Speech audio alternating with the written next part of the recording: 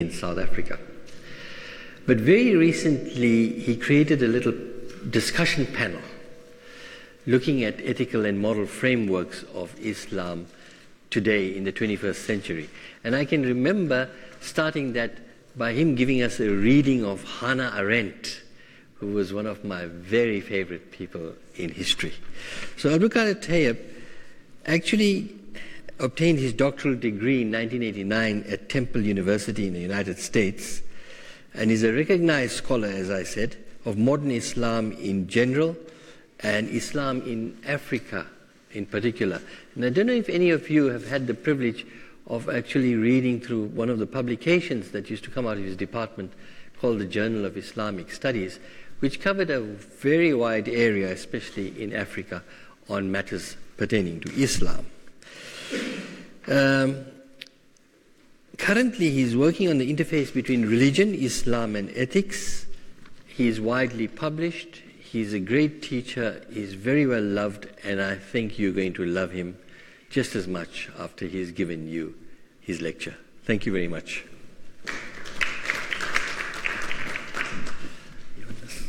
Take that. You need that. You can shout.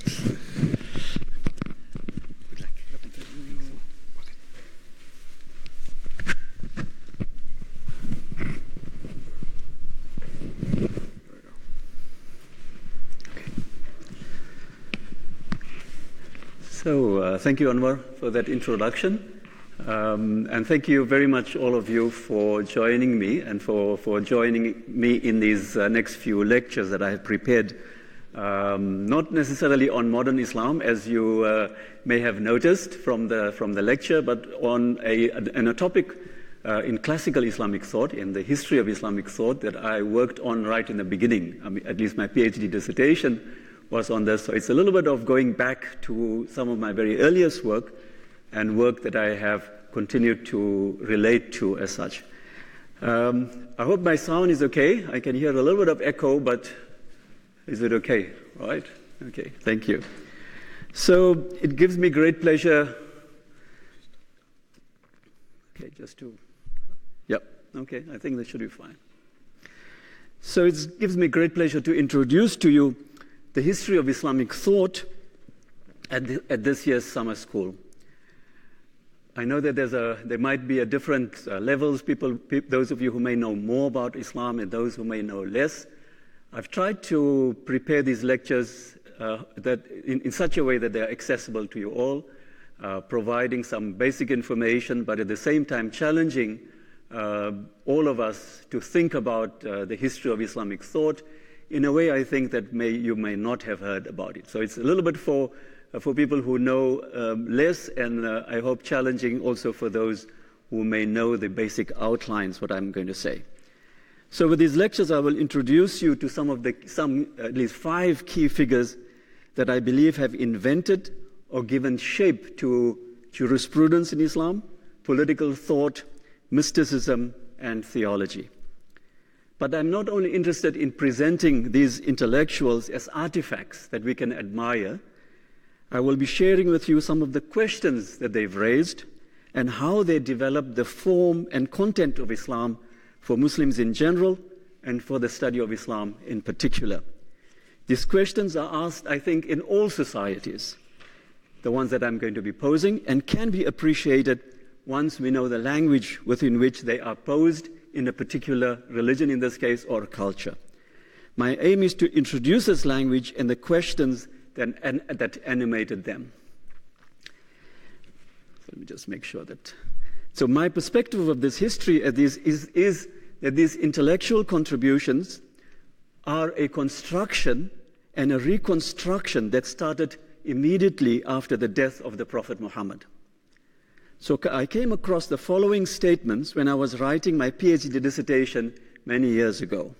It is attributed to the Khalif Umar, the second Khalif of Islam, when he said, "Let a man not deceive himself by saying that the oath of allegiance given to Abu Bakr was an event that happened without consideration." He used the Arabic word falta.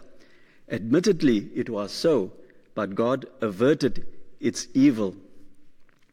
The word falta refers to a sudden, unexpected event. It reveals Omar's view of the death of the Prophet. Like all deaths, it was an unexpected event. When Omar heard that the Prophet died, he refused to believe the news. And this is what he reportedly said.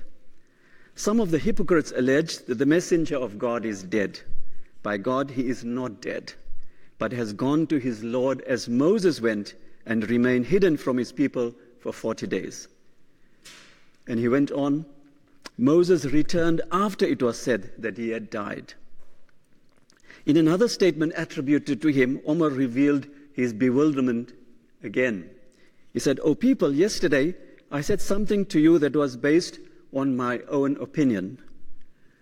I neither found it in God's book, nor was it something by which the messenger of God had enjoined me. But I thought that the messenger of God would conduct our affairs until he was the last of us alive." In the last sentence, it is the last sentence that has intrigued me. Omar thought that the Prophet ushered in the end of time, but this was not to be when he died a natural death. So what I would like to argue is the death of the Prophet Muhammad signifies a crisis, signified for the people a crisis or novelty, perhaps if one wants to take it more lightly, even a surprise. His death was a remarkable event that deeply affected his companions and contemporaries like Omar. In this first unexpected event, the question of leadership, the succession of the Prophet became one of the most fundamental issues in the society. The issue could not have arisen in the presence of a prophet who had an urgent and compelling message for his companions. The falta, in this case, the word falta, the Arabic in this case, generated a demand to solve a problem. But the absence of the Prophet did not only impact on this early experience of the Muslims. I believe that this absence has been productive, and I will show how it pops up again and again in the intellectual history of Islam. I see the absence of the Prophet as an opportunity for intellectuals, mystics, theologians, and rulers also to make a claim with something new. My point of departure in the intellectual history is thus the questions and challenges that emerged when taking into consideration this absence, this falta. With this awareness of a repeated falta, a repeated event, my analysis will be presented against two discourses that have addressed this intellectual history. The first will come from the modern university, which has been shaped by René Descartes and Immanuel Kant in what is known as the Enlightenment. To this, we can add an anti-Enlightenment strand in Western scholarship that has focused attention on the role of class, desire, and power in history as well. And the names associated with this usually are Marx, Nietzsche, and Freud. Using both the Enlightenment and the Enlightenment frameworks, modern scholars have produced a discourse on the intellectuals that I will be presenting to you. But in addition to that, through the intellectuals in the lectures that I'm going to present to you, I will also introduce you to an intellectual discourse within Islam that is informed by a different but overlapping set of questions and a different set of assumptions. Rather than an unfolding of an essence or an anti-essence, as the Enlightenment and anti-Enlightenment scholars might say, Muslim intellectuals see their work as a recovery of a momentous and a special experience. In my lectures, I will be attentive to both ways of thinking about Islam, the Kantian or anti-Kantian modernists or postmodernists on the one hand, and then the indigenous Muslim discourse on the other. And now I will locate every individual within these two discourses. I will add to these discourses my analysis of the falatat, if I can use the plural of falta, that brought about new questions and new answers. So with this, I'm ready to, with this kind of background that I have presented hopefully to you, this is a map that I'm going to use, a method that I'm going to use in all of my lectures, and I'm ready to start with the first scholar, al-Shafi'I. Muhammad ibn Idris al-Shafi'I is known as the first jurist to write on methodology in the history of Islam. In Islam, this is called fiqh and usul al-fiqh. He was motivated by some major challenges in his time. The first was the variety of opinions that proliferated among Muslim scholars on any one particular issue. This profusion of views seemed to have troubled some scholars more than others. It certainly troubled al-Shafi'i. The second, directly related to the first issue, was the role that political rulers may play in participating in these debates. The famous wazir called Ibn al-Muqaffa, the wazir who was the wazir of the second Abbasid Khalif, suggested that one basic set of rules should be adopted for all Muslims. In a sense, he suggested what might be thought of in modern societies. Have one law for everybody, Islamic law. That offer was presented to one of the great jurists of Islam, Malik ibn Anas, who responded by saying that he did not see its wisdom as it would be too harsh. He used the word shadid on people living in other areas where other opinions held sway. Malik's response, this jurist Malik's response, indicated that he did not consider plurality a necessarily bad thing. Al-Shafi'i would, as I will show you later, think differently about this. But Al-Shafi'i also agreed with his teacher, Malik, who was his teacher, in one respect. He also did not think that a political solution was an answer to the intense diversity and rivalry among scholars. He did not think that the ruler should participate in this debate. In other words, they both did not think that the ruler, the Khalif, the Amir, the Wazir, or Khalif, whatever it is, was taking the place of the Prophet for all Muslims. For Al-Shafi'i did think there was a better solution than that offered by other scholars at the time. So I hope I've set up for you, this is the kind of questions that were being posed by Shafi'i and his contemporaries, and I hope to present Shafi'i's work in the light of those questions. So Shafi'i was born in 767 in the clan of the Prophet Muhammad. He was born in the early years of the Abbasid dynasty, who had deposed the dynasty before it in 750. It is not known if he was born in Yemen or southern Palestine. I've just given you a map there from Google, just to give you an idea of the kind of the terrain that he traveled in. I mean, for a pre-modern scholar, you can see that he traveled quite a bit, as you can imagine that. So there's no definite information whether he was born there or somewhere in the south out here. But what is known is that he learned Arabic from the Bedouins and developed a reputation for his excellent knowledge of language.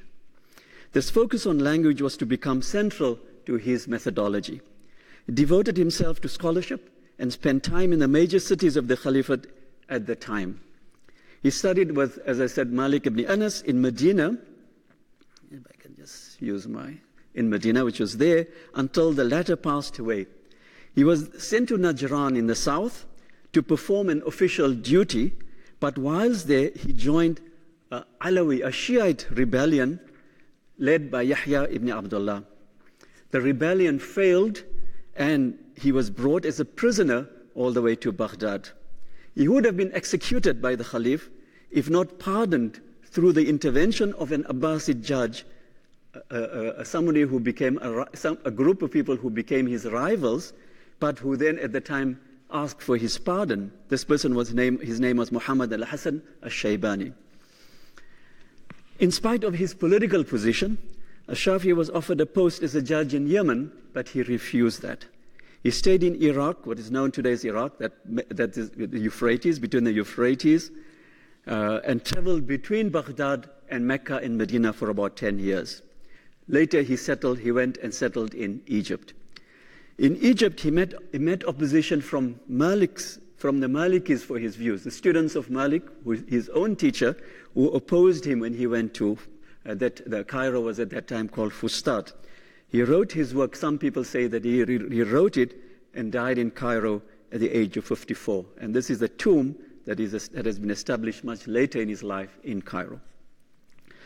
Al-Shafi'i is justly famous for a treatise that he wrote simply called Al-Risala, meaning the message, which is part of this particular treatise is part of a larger book, multi-volume book called Kitab al-Which means the book of the mother. This book, Kitab al-Umm, is a vast collection which contains many of his writings, but also texts written by his students and by his followers. At that time, you don't necessarily always have one author. You always had others who kept on following up, and they would add to the book that was already written by, add to that which was written by the teacher. That has caused a considerable amount of headache to modern scholars who think about that this is one book written by one person, but then obviously at the time, the idea of a book was something very different. But nevertheless, most studies have paid attention to the Risala, to this Risala, to the message, and I will keep to that tradition. So I want to introduce you now to a debate that has existed among contemporary scholars on al-Shafi'i in modern scholarship. In a major work published in 1959, Joseph Schacht developed an argument put forward by his predecessor, one of the great Orientalists of the 19th and early 20th century, that al-Shafi'i founded the discipline of jurisprudence, setting up clear guidelines on how to read the Quran and the Hadith. Maybe that was a Freudian slip, not how to avoid it, but to read it. In addition to the Quran, al-Shafi'i emphasized the text of the Hadith as a source of the prophetic model. Schacht argued that the Hadith were fabricated and given reputable chains of narrations later. He also argued that once al-Shafi'i's framework was established, no argument in future was accepted unless it was supported by a textual foundation. In order to support their arguments, Muslim scholars henceforth had to show how the Quran and the Hadith text supported them. Schacht's thesis, this thesis about the invention of an idea of jurisprudence or the method of jurisprudence, became a kind of orthodoxy in modern scholarship for a long time. It has been criticized by many, but still holds its own for the hermeneutic of suspicion it demonstrates against an insider view of the history of Islamic law. While Schacht was putting al-Shafi'i on a high pedestal by acknowledging his foundational role, he was also saying that Islamic jurisprudence did not come directly from the Quran, as Muslims believe, or directly from the Prophet Muhammad. Islamic law emerged slowly over time through new political circumstances, rulers, and of course, the scholars. The hermeneutic of suspicion, as we know, is one of the unique features of modern scholarship. In the 1980s, Norman Calder added a rider to this thesis when he said that the Risala of al-Shafi'i was not exactly a text of jurisprudence, but a theological argument made against rationalists. Reason, according to Shafi'i in this text, was not a dependable source for making judgments. Calder said that al-Shafi'i put forward hadith text against rationalists. So this, Calder said it was not a text for jurisprudence, but rather a theological treatise. Another well-known scholar of Islamic law, Wa'il Halak, more recently has agreed with Calder from a slightly different perspective. He has examined the texts of the scholars after the death of al-Shafi'i, and he argued that the term used for the methodology of jurisprudence, this Arabic term fiqh and usul al-fiqh, did not emerge until much later. It was Shafi'i scholars in the 10th century, 100 years after his death, who popularized his work as a methodology. Norman Calder undermined one part of Schacht's thesis, while Halak attacked another. They both said that one should be careful to read a Risala in the light of a later narrative of jurisprudence that was produced by Muslims. But they also agreed with him in arguing that fiqh, or jurisprudence as we know it, or usul al-fiqh as it came to be known, was neither formed by the Prophet nor by al-Shafi'i. So with this hermeneutic of suspicion, modern scholars have tried to pose critical questions on the significance of al-Shafi'i's text and its place in a history of Islamic jurisprudence. While a Muslim narrative would place the Risala as a founding moment in the history of Islamic jurisprudence, which was directly supported in the Quran and the Hadith, the Sunnah of the Prophet Muhammad, these studies point to a more complicated history. They show that the ideas of jurisprudence developed slowly and later over conflict and contestation. Whatever one thinks about the text in the history of Islamic jurisprudence, what I would like to present is a rereading of the Risala from my perspective. I think a Risala, the text of al-Shafi'i, puts forward a remarkable and creative argument for how to think and approach revelation when the Prophet was no longer present, when the Prophet had died, or absent at least for 150 years when Shafi'i started this quest. Al-Shafi'i's response to this challenge of absence was to propose a method rooted in the understanding of language in the texts of revelation. He called it al-Bayan, which means perspicuous declaration, which argued that when the texts of revelation were read in a systematic and a methodical way, they led to decisive meanings. His method gave preeminence to a linguistic system in the texts. Anyone who knew the language of Arabic would have no problem in identifying how it works to produce clarity. With this foundation, al-Shafi'i proposed new ways of thinking about contemporaneous terms in jurisprudence, which I will briefly show you. So let me begin with this. The Risala opens with a long section of what is called al-Bayan and how it is manifested in the Quran. For a moment, just leave out that quotation, which is long and almost German-like, if I can say that, but let me help you through that. He says that this bayan, this idea of clarity, is manifested in the Quran and in the hadith of the Prophet. Al-Bayan signifies that revelation rooted in language led to clarity, available to scholars in his time who knew Arabic. With clarity in the text, according to Shafi'i, most of the differences, this diversity that I started with, would actually be eliminated. So this is the quotation. Al-Bayan is a collective term for a variety of meanings which have common roots but different ramifications. The least common denominator of these linked but divergent meanings is that they are all a perspicuous declaration for those to whom they are addressed for and whose tongue the Quran was revealed. They are of almost equal value for these persons, although some declarations were made emphatically clearer than others, though they differed in perspicuous declaration to persons ignorant of the Arabic tongue. This precise but complex statement means that the Quran has clear meanings, known best by those who know Arabic. There are some phrases clearer than others, however, but linguistic acumen eventually leads to perspicacity. This description and definition places emphasis on the language used in the text of the Quran and also by extension in the Hadith. Simply put, the point of revelation was that it had to be understood by its addressees, which seems like a very simple thing to say. But with the help of a command of Arabic, now when you are 150 years later, you need the scholars to clarify that language. Al-Shafi'i presented al-Bayan as a linguistic system of terms and phrases used in the Quran and Hadith.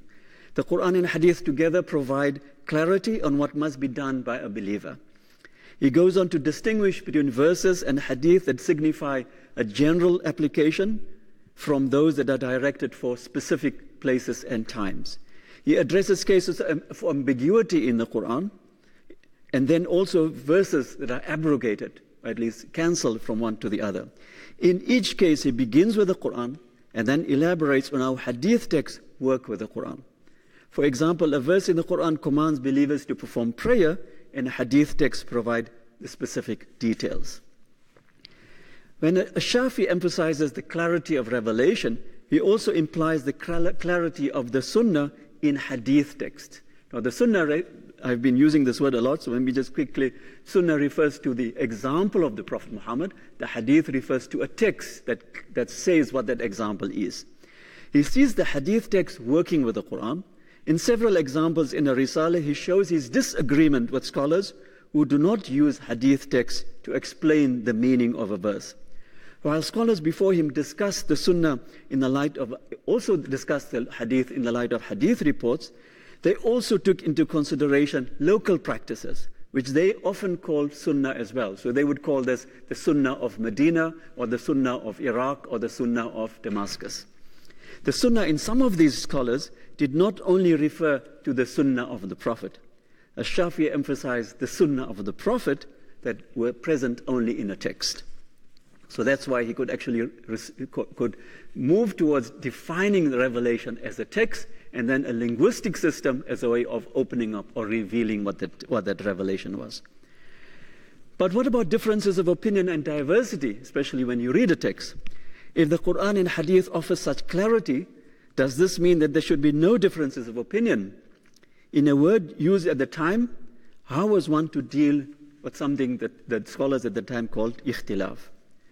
A closer look at Shafi'i's understanding of three key terms discussed by his predecessors and contemporaries will clarify this linguistic system. And the terms I'm thinking about are ijtihad, ikhtilaf, and ijma'. The word ijtihad, and bear with me now, I'll explain each of these terms. Ijtihad comes from the word juhud and refers to an effort directed at a question. In jurisprudence, it referred to the mental effort to arrive at values. So the jurists, the religious scholars at the time, exercised ijtihad in order to arrive at values. In jurisprudence, the word ikhtilaf, the second term, means difference and refers to the contradictions, the differences, and disputes found in texts and their understandings. Shafi and his contemporaries knew very well what it meant to understand, what it meant to read, what it meant to read texts. Shafi is mindful that these two terms signify or produce a diversity of opinions. His argument, therefore, is for al-bayan. This clarity seeks to minimize diversity and difference among scholars. He therefore puts a high premium on the third term, which is ijma', which means agreement and consensus. I want to now look at each of these terms carefully and how Shafi'i defined these terms and how carefully changed the interpretation, and I will show you how he changed them from what it was before. Shafi'i limits the application of ijtihad to how a text in the Quran or Hadith should be interpreted or applied. He uses the example of facing Mecca during prayer to demonstrate the application, to demonstrate what is ijtihad. Thus he says that facing the sacred house in Mecca is clear to anyone who lives in Mecca. When the sacred house is no longer visible, believers have to exert themselves to find the direction. This exertion is supported by verses in the Quran which say that the sun, the moon, and the stars have been created to help human life. According to Shafi, in all of this from the Risala, finding the direction of Mecca with the help of these heavenly bodies, these celestial bodies, is an example of ijtihad. Ijtihad is not a meaning that is cut off from the text. In his discussion of ikhtilaf, disagreement, Shafi also directs attention to texts. He particularly reminds the reader that many scholars in the past and in the present had ignored hadith or had not known about them. Bringing all the texts into consideration would eliminate most differences in his view. So this is few other matters on which they have disagreed and concerning which we have found no evidence in the Book of God or the Sunnah of his apostle, or an analogical deduction based on both or on one of them. Shafi likes to work with the negative. I hope you can follow that. What he's simply saying is that most of these issues are difference of opinion because they don't look at the hadith text. He does not mention any names in regard to this, but his targets are generally the students of Abu Hanifa and Malik, his teacher. Abu Hanifa was said to be using opinions, Arabic called opinions not supported by hadith texts, while Malik was relying on the narratives or on the traditions recorded in Medina. But the Shafi acknowledged that not all differences would actually be completely eliminated. He uses the idea of consensus to address these differences. Consensus was used by the jurists at the time to refer to agreement among scholars in a particular region. Shafi offers a different view. He supports his understanding with the hadith in which the Prophet Muhammad gave advice on what to do in later generations when untruthfulness will prevail. So this is the text, or hadith text, that he produces in his Risala. The Prophet is reported to have said, "Believe my companions, then those who succeed them, and after that those who succeed the successors. But after them, untruthfulness will prevail. Only those who seek the pleasure of paradise will follow the community. This is the proof text of al-Shafi'i for consensus, which promises salvation to those who follow the first generations of Muslims and then follow the community. According to al-Shafi'i, consensus among the first generations on a matter was to be followed by later generations. But what about issues that emerged after this? For this period, al-Shafi'i found an answer in the next phrase of the hadith: only those who seek the pleasure of paradise will follow the community. After the passing of the first generations, Muslims must follow the agreement, only the agreement of all Muslims on a matter. Shafi'i was not unaware that this was going to be a very difficult task. He certainly did not think that one should have a referendum among all Muslims. But he did say, when the community, and this is his words, when the community spread in the lands, nobody was able to follow its members who had been dispersed and mixed with other believers and unbelievers, pious and impious. So it was meaningless to follow the community because it was impossible, except for what the entire community regarded as lawful or unlawful. Al-Shafi'i defined later consensus as agreement of all Muslims on an issue. But he also stated that this was going to be impossible for Muslims living in a time of untruthfulness. In pursuit of decisive clarity, Al-Shafi'i projected consensus to the past and beyond the reach of contemporary societies. He forced Muslims to limit their focus on the early generations of Muslims. This guaranteed clarity, but also conformity to what the first generation of Muslims did. After this period, Muslims were left with a rather vague idea of being with the community. Some modern scholars have suggested that this general idea of community has played a dominant role in Sunni conceptions of the society. John Kelsey calls it a charismatic community of the Sunni Muslims, which is interesting if we remember that charisma refers to a magical, indescribable quality. It shows the deep and decisive nature of how consensus works as conformity. So with this treatise, al-Shafi'i put the language of the Quran at the center of Muslim life and thought. The text of the Quran in the Hadith became the center for contemplation, reflection, and debate. The genius of al-Shafi'i lies in recognizing the possibilities of a systematic approach to language for an understanding of revelation.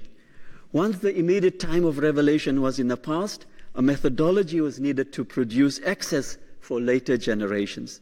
Al-Shafi'i offered linguistic competence that was rooted in the idea that revelation was perspicacious and effective.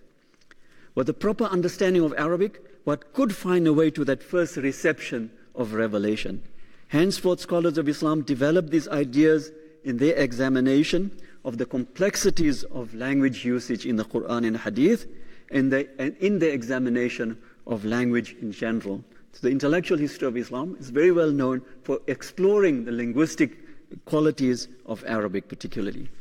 That long tradition of thinking about language emerged from this close association between revelation as clear and accessible that al-Shafi'i confirmed and established. An important outcome of al-Shafi'i's work was his tireless work against diversity and conflict. Painting a picture of conflict and diversity among scholars, al-Shafi'i proposed a shared conformity to the Quran and Hadith.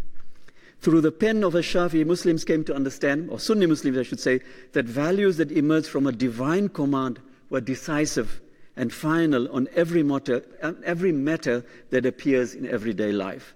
But this particular value was achieved at the expense of other values that were debated by scholars at that time.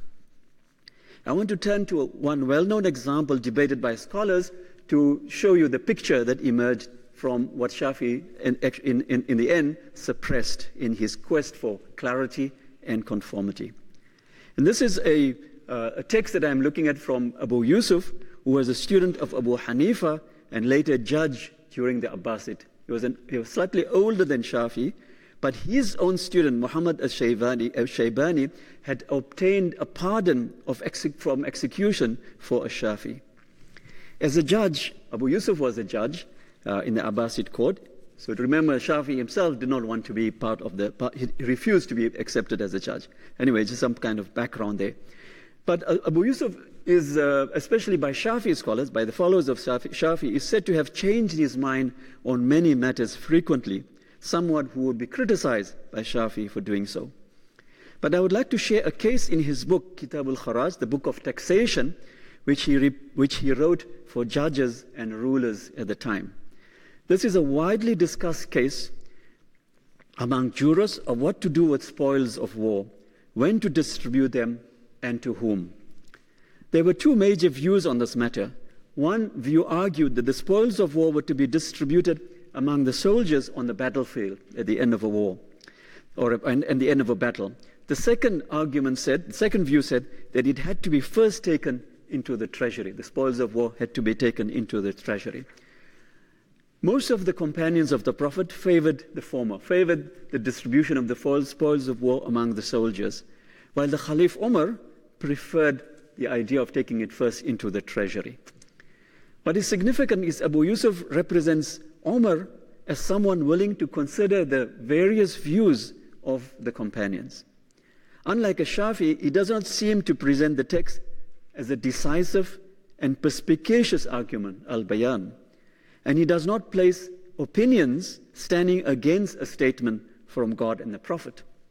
Most importantly, in his deliberation of the matter, this is Abu Yusuf's deliberation of the matter, he shows that the question of the spoils of war were reviewed in relation to questions of justice. Spoils of war did not only belong to the soldiers, he argued, or he related different views from different scholars. Some scholars said it was the property of all Muslims. Others said it included the shepherd of Sana'a in Yemen, and others said spoils of war belonged to future generations, the idea of a public good. Equally interesting is the fact that Abu Yusuf describes an impasse between the majoritarian view and the minority view held by Umar. He relates how Umar, in a flash of inspiration, finds verses in the Quran to support his own view. This example shows that laws were not simply deduced from the Quran, but were found after deliberations of diverse opinions and values in the Quran, like justice and property. So what I'm trying to say is that this kind of deliberation between, on the one hand, values and text and context and other values as such were debated with scholars, and this is something that was put an end to, something that Shafi'i's Risala tried to put an end to, because those kind of views by necessity lead to different and variety of views as such. Okay, almost come to the end. In conclusion then, I hope I have presented an argument that a Risala promised decisive clarity in revelation in the absence of the Prophet. Through a linguistic system of reading the texts of revelation, a Shafi'i presented an argument for arriving at values in the absence of the Prophet. It is as if the systematic use of language brought the presence of the Prophet closer to current Muslims at the time and to present Muslims as well, one might say. Scholars with a command of Arabic were best placed to understand that absence. A Shafi'i then put current juridical practice like ijtihad, ikhtilaf, and ijma' into this framework and connected them to texts and to a sense of community, or shall I say, a sense of a charismatic community. It was a remarkable intellectual project that has justly earned him praise by many, and it continues to command Muslim intellectual thinking. But Ash-Shafi'i's quest for the value of unity and conformity led him to minimize other values like justice and equity, even for those most likely to deserve them. And he also puts aside other ways of approaching the text. These values and methods were not completely suppressed by a Risala, as we will see in the following lectures. Thank you very much.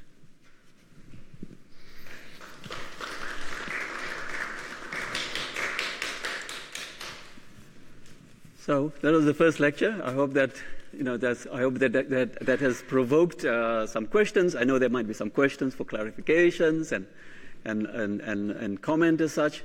Let's start already.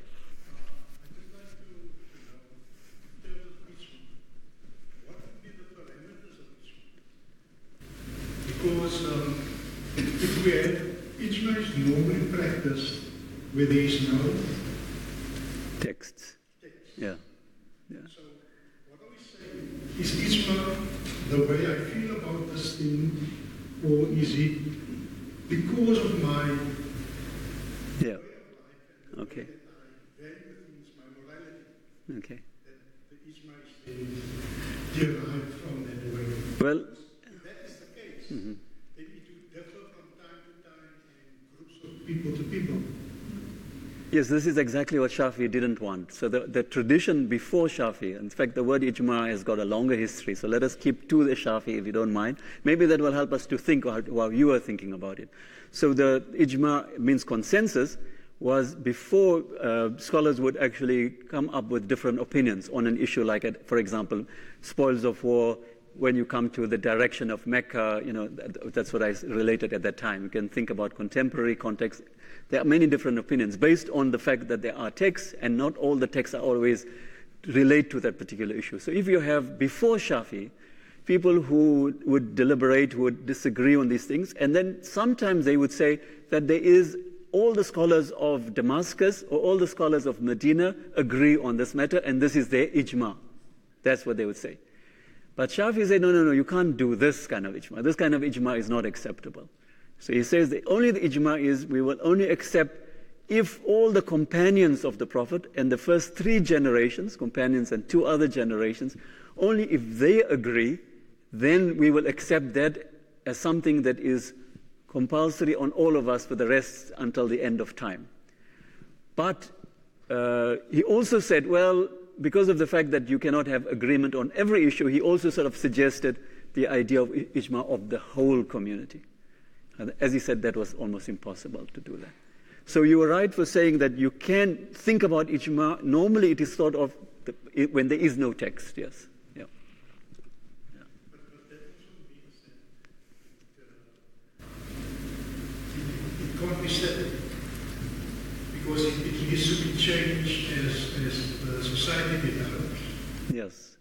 What I can tell you is, yes, you're right, but what I can tell you is that generally the word ijma is used by Muslim scholars to say, for example, say if you think about in the early 20th century when the Ottomans decided to abolish the caliphate and they established a republic, then immediately a lot of the scholars say, oh, but there is consensus on a state.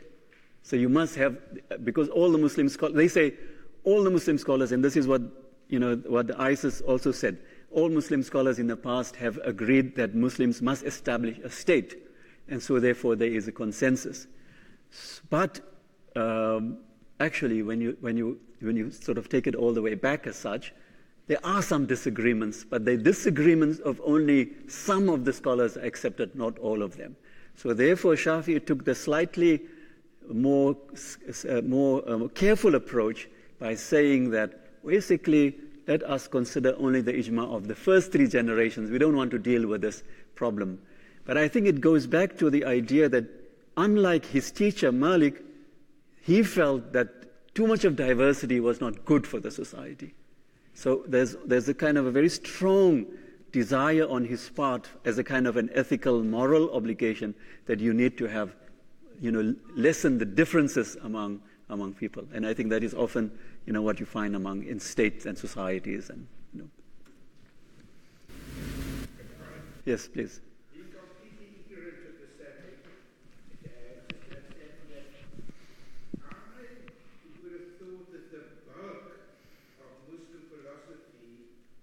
Or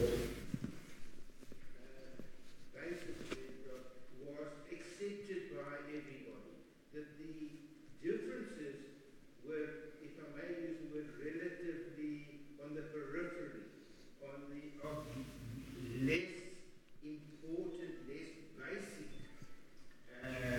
principles of the Muslim philosophy. Am I wrong in that understanding? Did I make my question? Yes. It's very clear. Yeah. I'm trying to. I hope that you have noticed. I'm trying to approach this question from a slightly different perspective. Yes, if I were to say that let's talk about the beliefs of Muslims, let's talk about that, then obviously the representation is all Muslims believe in God, one God, they believe in Muhammad, for example. But I think that one would be mistaken to get an understanding of what happens in Muslim societies if you start from that basis. What does actually this kind of agreement actually mean? What I've done with this approach, and as you will see what I'm going to be doing for the next few days, is actually just take some of these, a few of these intellectuals and see what really was troubling them. So Shafi'i knew that Muslims agreed on the fact that there was one God, but really what mattered to him was that the scholars were all giving different opinions on what to do on a daily life. And so this is what I'm bringing about. And I'm not wanting to suggest that those agreements are not there. I'm trying to show you how, I'm trying to indicate to you, sort of suggest to you how these intellectuals thought, what kind of problems that they were solving. Certainly he was trying to solve a problem what he considered to be too much of diversity. He wanted to keep the political rulers out of the place. And interestingly, he also wanted to give authority much more to scholars. I haven't elaborated on that because I thought that was enough. But you can see the value of how he pushes forward the scholars as such. And so those are the, not so much to bring about the kind of, a conflict within Muslims, but to show the dynamism, to show the kind of debates that were going on, especially in this case in the 9th century. Some people say Shafi'i definitely had a bee in his bonnet. He was really, he went against all his teachers. He went against his teacher Malik. He went against his, people who saved him from the gallows. He would have been dead after he joined this rebellion. But then eventually he decided, no, this is not the way to do it. We have to solve the problem in this way. Yeah, Shams, yes. Thank you for that. And my knowledge of Islam is limited. Okay? I can't help but listen to you and look at the debate on Islam other than through the spectacles which I wear. Yes. And namely, what am I? That will be wow. Of the edge of the Christian faith. Okay? So I look at it from a very skeptical perspective. Okay. If I hear you correctly, are we saying that this guy is a conservative? He doesn't want to rock the boat. He needs to have some sort of unity. But he's feeling a little uncomfortable in this whole situation. So he's beginning to push the boundaries, but he doesn't push the boundaries.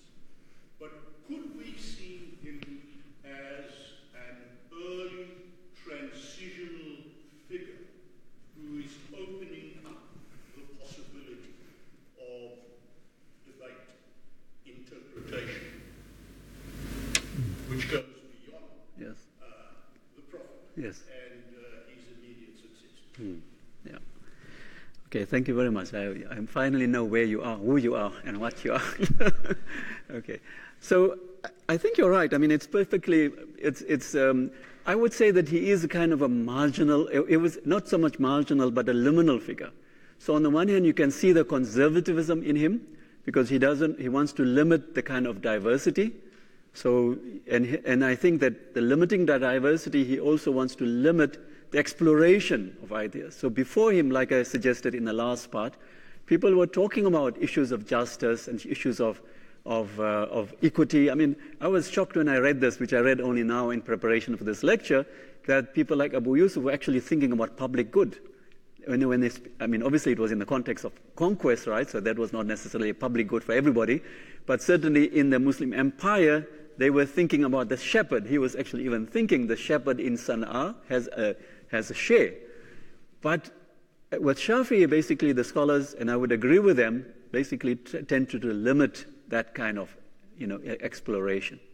So you're right to saying that he is a conservative, not necessarily opening up the debate. On the other hand, what I thought of his genius, which I call genius, and it is remarkable for that time, is to identify in the Quran a linguistic system. And I think that is what I think that when people are, a lot of people criticize Shafi'i, especially in the modern world, precisely because he seems like a conservative and who closed the door for any further elaborate thinking. When Muslims started thinking about modernization and modernity, they found a Shafi'i standing against him. But what I thought is that what they ignored is his contribution to language. And his understanding of the linguistic system basically provided a completely different way of thinking about revelation. So I think in that sense, I see him, that's why I've introduced him here. He's a conservative, but he was actually a remarkable thinker to have projected that vision. The vision, unfortunately, like we know in other philosophical systems, tends to close up as much as it opens up. So in this case, yes, it was like that. And in that sense, he is this transitional thinker. Yes, I would agree with that. Yeah. Mm-hmm.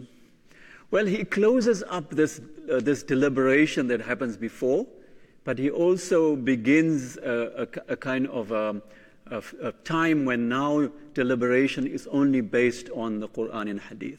But as I will show you, when we go to the other individuals, that didn't necessarily close up. That people did not necessarily always. Tomorrow's lecture will be on Al-Mawardi, political thinker from the 10th century, who was his follower, but who basically decided to do something very different. So, yeah, I think that this, coming back to this idea that I've presented of falta, the Arabic word, it is a sort of an unexpected event that Omar used, kept on coming up, and therefore it kept on pushing the boundaries of how Muslims thought about Islam and how they thought about their society. Yes.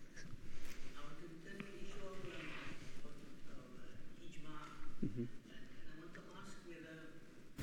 The issue of qiyas entered into the whole debate in order to reach consensus, because qiyas opens the possibility of interpretation and whether Shafi'i was, let's say, he was in favor of using qiyas when they were doing ijma. Yeah. So that's a term that I did not include. I did not. I'm just speaking to the rest of the audience who doesn't know qiyas. Qiyas means analogical reasoning that was very extensively used by his predecessors. And this actually meant that you could use a text from the Quran, or some people would argue from the Hadith text as well, and then elaborate it for a new context, for a new example as such. Shafi'i was very uncomfortable with qiyas, and eventually did not really leave as much space for it as his Hanafi and his Maliki opponents as such. So even though he doesn't completely ignore it, he also does what he does with the others that I've argued. He ties it to the text of the verses in the Quran. So he brings a very textual argument. He insists, for him, even though qiyas works, because qiyas is an analogical extension of a verse from the Quran to a new context. Like, for example, if today the society, for example, if you were to deliberate on the discussions about issues of whether it is public issues or private marital issues, you could actually think about new technology being used as such in order to arrive at the same decision. So for example, pregnancy. For example, if you have pregnancy and there are certain kinds of rules about what you do, when you're in a state of pregnancy, that relates to issues of divorce or issues of marriage, just to fill you in and hopefully not to confuse you in these issues. So the qiyas would come to the fact that can you basically use a new technology or a new reasoning in order to come to the same solution, or maybe slightly change the solution, change the situation when you come to a new idea. And as you know, Shafi'i scholars and other religious scholars are generally very reluctant to do so. And I think, I don't want to put him to blame for everything, but he is one of those scholars that limits the qiyas, limits the application of qiyas to something else, for example. So just to make that perhaps real if I, He didn't press the boundaries, but he was actually very conservative. Yeah, like I said, he was conservative, but I wanted to save him a little bit from that judgment, because I think that I hope that it has been somewhat clear.